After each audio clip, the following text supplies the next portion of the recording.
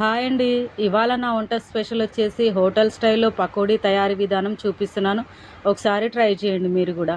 దొండకాయలతో అండి, టేస్ట్ చాలా బాగుంటుంది. సన్నగా పొడుగా కట్ చేసుకున్న దొండకాయలు, తగినంత కారము, ఉప్పు, పసుపు, జీలకర్ర ఇవన్నీ వేసుకోవాలండి. ఆ తర్వాత మైదా పిండి, మొక్కజొన్న పిండి, బియ్య పిండి, ఇంకా శనగపిండి అనమాట. ఈ 4 పిండిలు అయితే ఖచ్చితంగా వేసుకోవాలి. వేసుకొని తగినన్ని వాటర్ వేసుకుంటూ మంచిగా కలుపుకోవడమేనండి. కలుపుకున్న దాన్ని ఒక కడాయి పెట్టుకొని తగినంత ఆయిల్ వేసుకొని వేయించుకోవడమేనండి. గోల్డెన్ కలర్ వచ్చేంత వరకు మంచిగా వేయించుకోవాలి. లాస్ట్లో కొద్దిగా పచ్చిమిరపకాయలు, కరివేపాకు కూడా వేసి వేయించుకోవడమే అనమాట. టేస్ట్ అయితే చాలా బాగుంటుందండి. నేను చూపించిన విధానంగా మనం ఎక్కడైనా హోటల్కి వెళ్ళి వెజ్ ఆర్డర్ పెట్టుకున్నప్పుడు ఖచ్చితంగా కూరగాయలతో అయితే పకోడీ మనకి ఇస్తారు కదా, సేమ్ ఆ విధంగా అయితే టేస్ట్ ఉంటుందన్నమాట.